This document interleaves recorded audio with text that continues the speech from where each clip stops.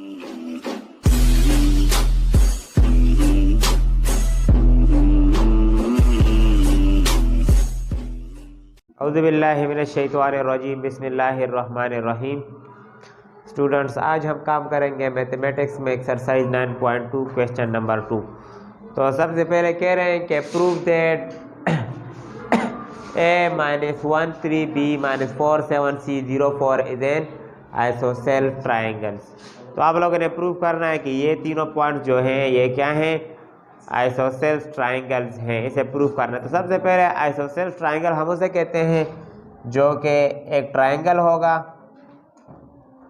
ठीक है, जिसका ए बी और सी यानी ए सी और बी सी, ये जो साइड और ये साइड ये आपस में बराबर होने चाहिए, ठीक है। और दूसरी बात, ये वाला एंगल और ये वाला एंगल ये भी सेम होना चाहिए।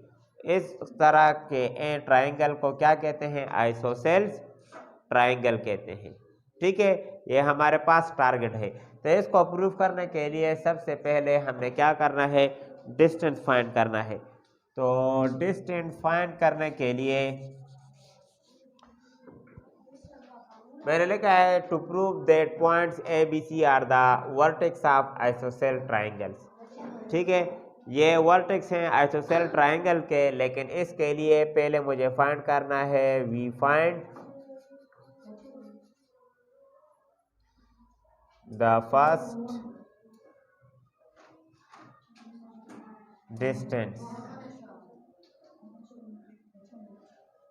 points A and B,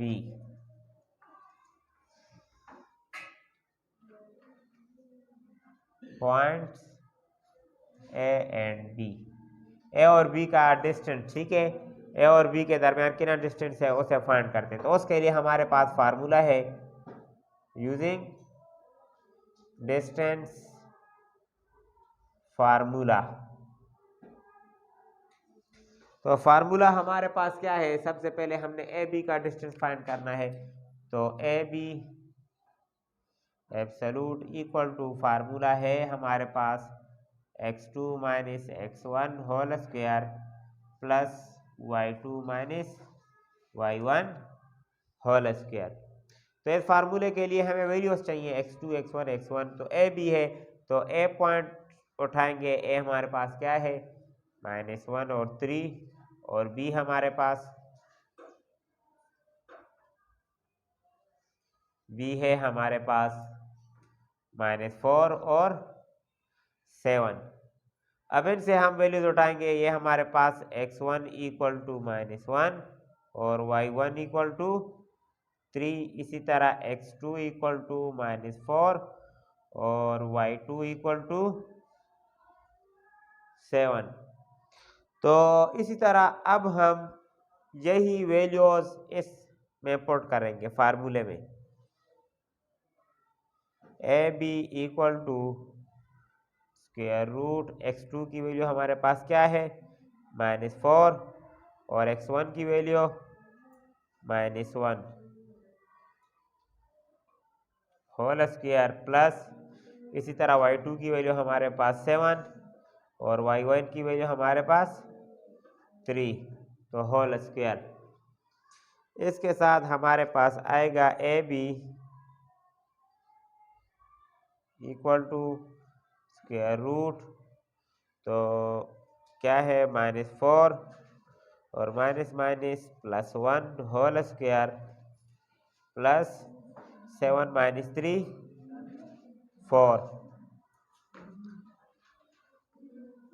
उसके बाद आप लोग देखें, उसके बाद हम करेंगे A B equal to square root 3 whole square plus 4 square. तो इसको आगे सॉल्व करेंगे।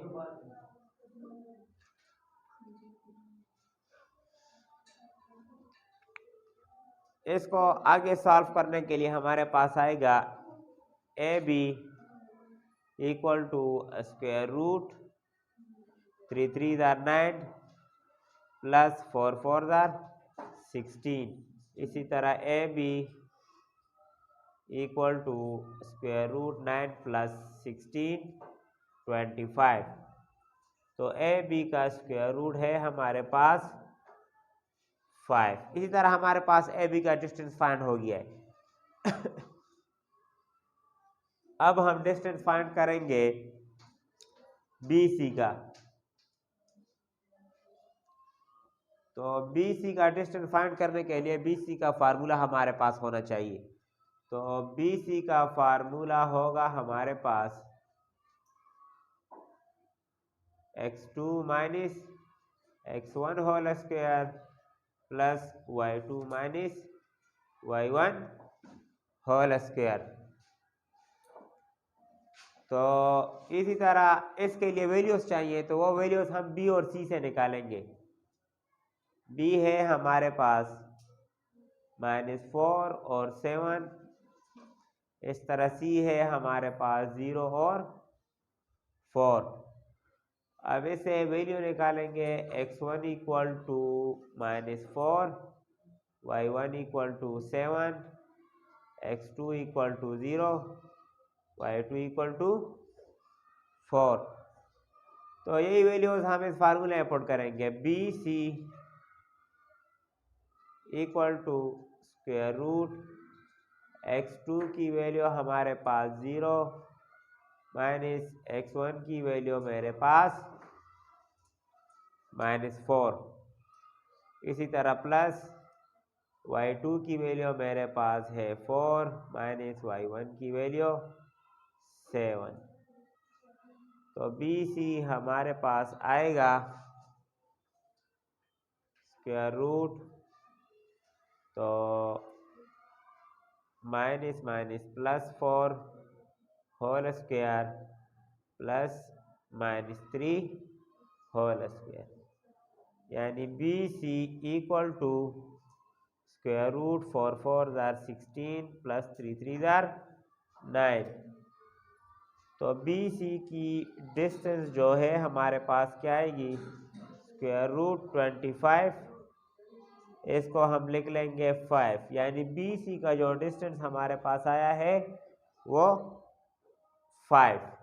इसी तरह अब हम फाइंड करेंगे ए सी। तो इसी तरह स्टूडेंट अभी हम ए सी की वैल्यू फाइंड करेंगे। तो ए सी का फार्मूला है हमारे पास square root x2 minus x1 whole square plus y2 minus y1 whole square. अब इसके लिए वैल्यूज चाहिए, तो वही वैल्यूज हम ए सी से उठाएंगे। ए है हमारे पास -1 3 और इसी तरह सी है हमारे पास 0 और 4। तो इसी तरह x1 हमारे पास हुआ -1, y1 हमारे पास हुआ 3, x2 हमारे पास 0, y2 हमारे पास 4। यही वैल्यू अब हम इधर फार्मूले में पुट करेंगे। फार्मूले में x2 की वैल्यू है हमारे पास 0 माइनस x1 की वैल्यू है हमारे पास -1 होल स्क्वायर प्लस इसी तरह y2 की वैल्यू है हमारे पास 4 और y1 की वैल्यू है हमारे पास 3। इसी तरह A C distance square root minus minus plus +4 -3 1, यानी A C equal to square root 1 + 1, यानी A C equal to square root 2। तो इसी तरह हमारे पास डिस्टेंस आया है ए सी का स्क्वायर रूट 2। अब ये तो हमारे पास डिस्टेंस आ गए हैं, लेकिन अभी देखें अब हमारे पास जो डिस्टेंस आए हैं वो इस तरह हैं। हमारे पास आइसोसेल ट्राइंगल इस तरह होगा, ए बी और सी।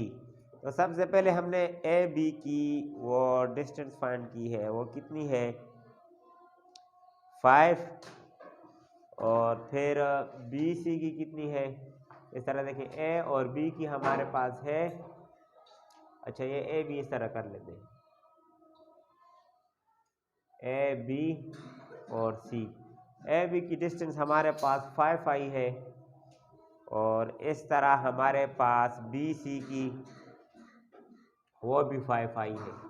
तो आइसोसेलेस ट्राइंगल हमें यही कहता है कि जब दो साइड्स की जो वो है डिस्टेंस है, ठीक है, लंबाई वो सेम होनी चाहिए। तो इधर भी 5 है, इधर भी 5 है, तो आइसोसेलेस प्रॉपर्टी को अप्लाई कर रहा है।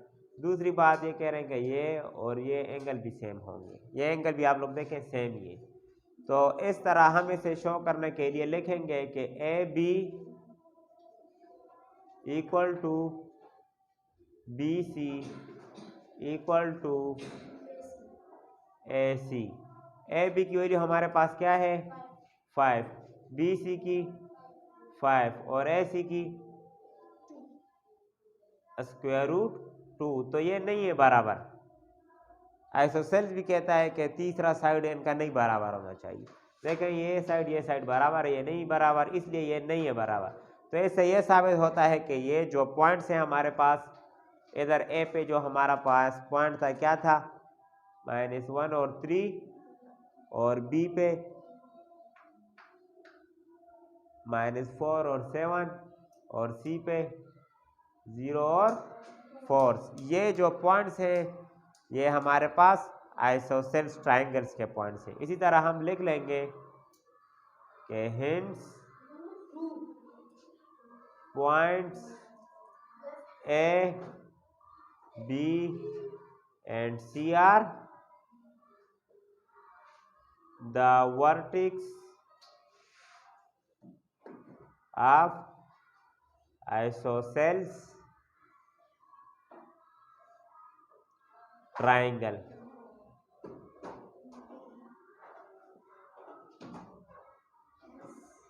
Hence proved। तो ये बार बार मैं ये बात करता हूँ कि अक्सर स्टूडेंट होते हैं वो यहाँ तक कर लेते हैं, यहाँ तक, लेकिन इसके आगे ये स्टेप ज़रूरी है ये करना। इससे हाँ ये साबित होता है कि ये जो पॉइंट्स हैं ये हमारे पास आइसोसेलेस ट्राइंगल्स के हैं। इसके साथ मैं आप लोगों से इजाज़त चाहूँगा। अल्लाह हाफिज़।